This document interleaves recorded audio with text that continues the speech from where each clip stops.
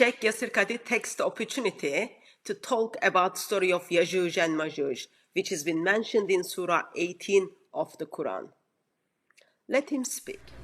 I myself have met people that have actually left Islam because of these types of tales.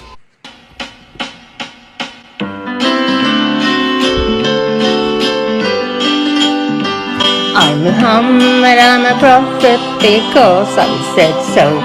I have this hairy mole right on my shoulder, you know. And my bestest buddy Allah, he works for me though. I call him God to make you think I'm pure as white snow. In the damp cave of Hira I met this bad man. He squeezed me until I threw up the Quran. When I ran to Khadija in anguish and fears, she explained, "This is Jibreel," and wiped off my tears. I'm Muhammad, I'm a prophet because I am him, and Allah caters to my needs in every whim. His reward is that I let people think He is Lord. Then He lets me torment the people when I get bored. The issue of Yajuj and Majuj is actually, for our modern times, I would say, one of the most, if not the most problematic of the signs of Judgment Day.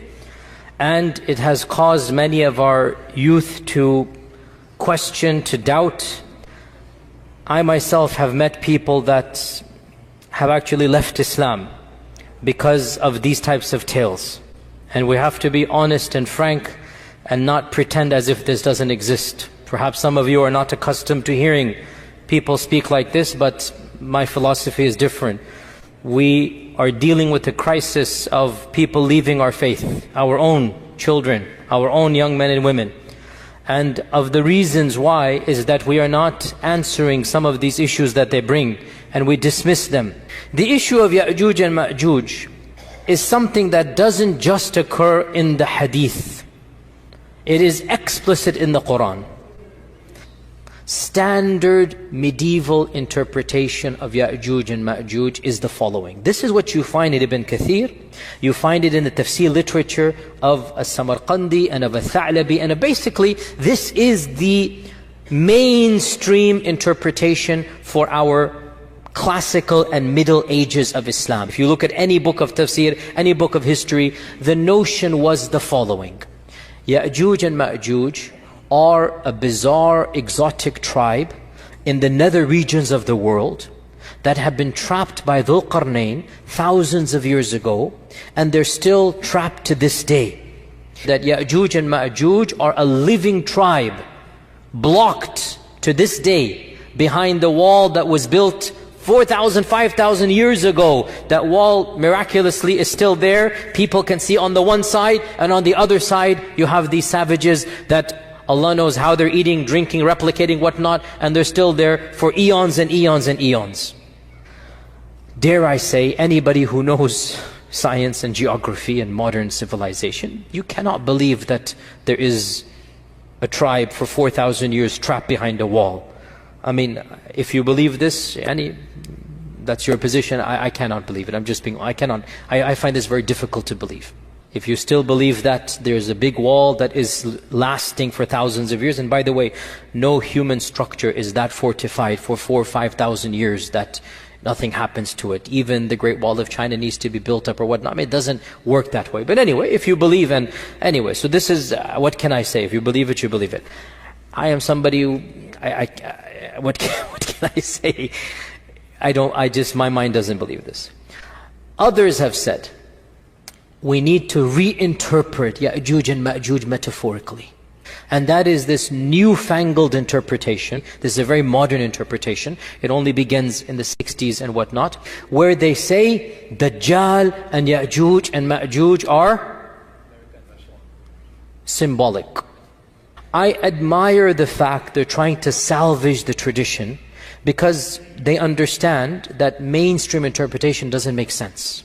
Another group says, and this is something that I have heard myself, some ulama say, that perhaps Yajuj and Majuj are not on earth but under earth.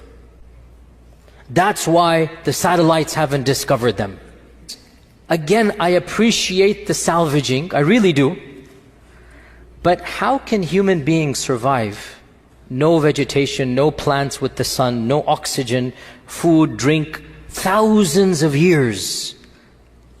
And according to these traditions, we're talking about gazillions of people.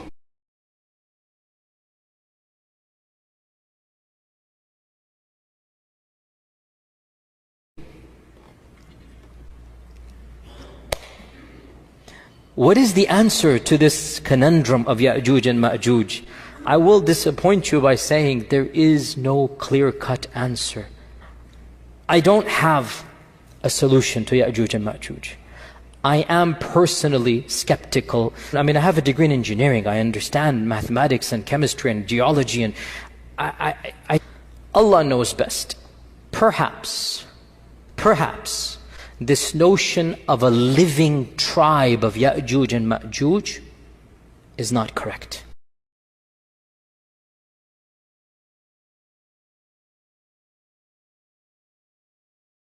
This notion of a living tribe of Yajuj and Majuj is not correct.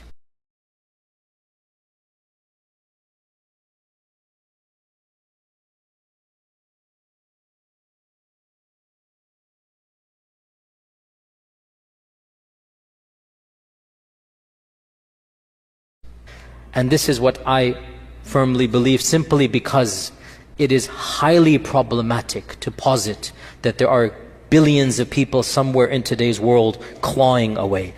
There is another interpretation which I hesitate to even verbalize.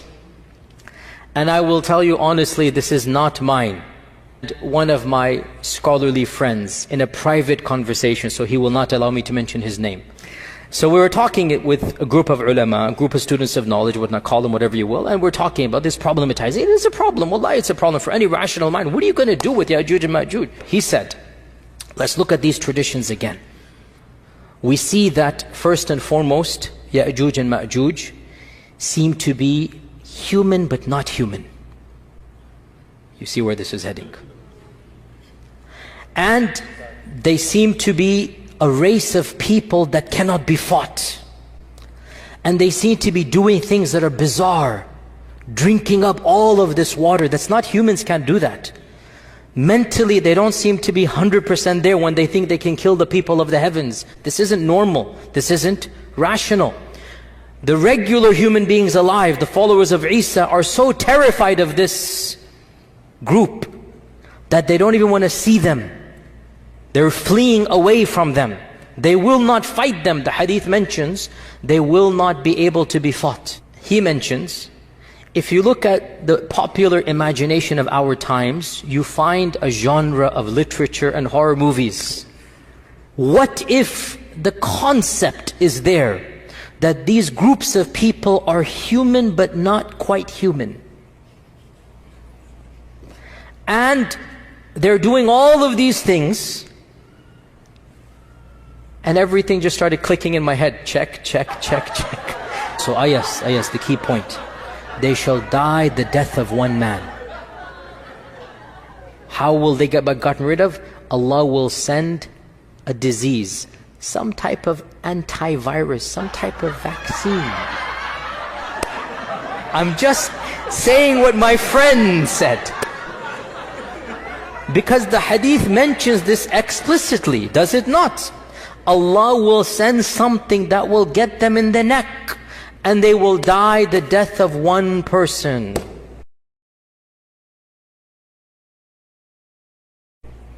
So when my friend kept on going over all of these points, my laughter turned to a serious contemplation. And I said, but how do we tell the public this? Then I said, I'll just project it onto my friend, which it is true, it is coming from him. And I'll take myself out the picture, so that as you laugh at my friend, but the laughter will slowly turn to contemplation, and deep down inside you'll realize this makes a lot more sense than anything else out there. And deep down inside you'll realize this makes a lot more sense than anything else out there. Well, not much to say. He said it all. Those fairy tale stories are causing some youth to leave Islam. as you leave Islam, let's turn to Lord Jesus Christ.